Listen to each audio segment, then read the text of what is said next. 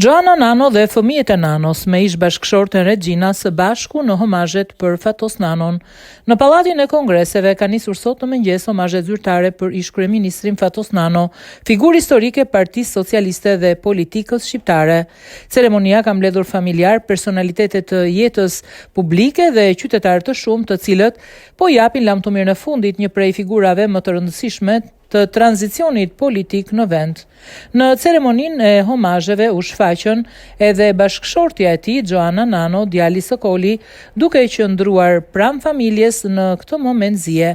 Prezenca e tyre larg vëmendjes së kamerave prej vitesh troqi vëmendjen e të pranishmëve, duke reflektuar respekt dhe unitet familjar. Homazhet kanë nisur në orën 8:30 dhe kanë vazhduar përgjatë ditës. Fatos Nano nda nga jeta në 31 tetor në moshën 73 vjeç, duke lënë pas trashëgimni të gjerë politike dhe publike. Largimi i tij ka sjellë trishtim të madh tek familja, miq, bashkëpunëtorë dhe të gjithë ata që e njohën nga afër në politikë apo jetën personale. Në ditët e fundit të jetës, pranë tij ishte edhe bashkëshortja e tij e parë, Regjina Nano, e cila qëndroi afër deri në frymën e fundit. Ajo ishte dashuria e rinisë së tij, vajza që i rëmbeu zemrën, që në bankat e gjimnazit Sami Frashëri.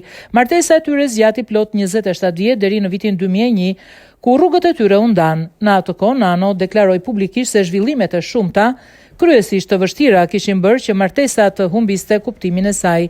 Regjina, gjithmonë e njohur për elegancën dhe fisnikrinë e saj, mbeti një figurë e respektuar dhe përkushtuar ndaj familjes. Edhe pas ndarjes, lidhja e tyre shpirtërore nuk u shkëput kur. Nga martesa e tyre lindën 2 fëmijë, Eda dhe Sokolit, të cilët i kanë bërë sot gjyshër. Pas divorcit, Regjina u vendos në Francë, ndërsa Nano u rimartua me Joanën një vit më vonë. Çifti jetoi për shumë vite në Vjenë, ndërsa përpara se të ktheheshin sërish në Shqipëri.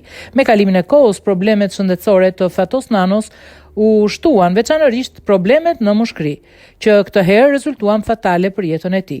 Në kujtesën e shumë shqiptarëve, Regjina mbetet bashkëshorte dhe bashkëudhëtare në periudhën më të vështirë të jetës së Fatos Nanos, që nga ditët e anarkisë vitit 97 tek burgosja e tij, ku Nano ndante qelin me të dënuar të tjerë, deri në rikthimin në politikë. Ajo ishte aty si në ngritje, ashtu edhe në rrëzime, duke treguar fisnikëri, duke qëndruar pranë dhe në ditët e fundit të jetës së tij.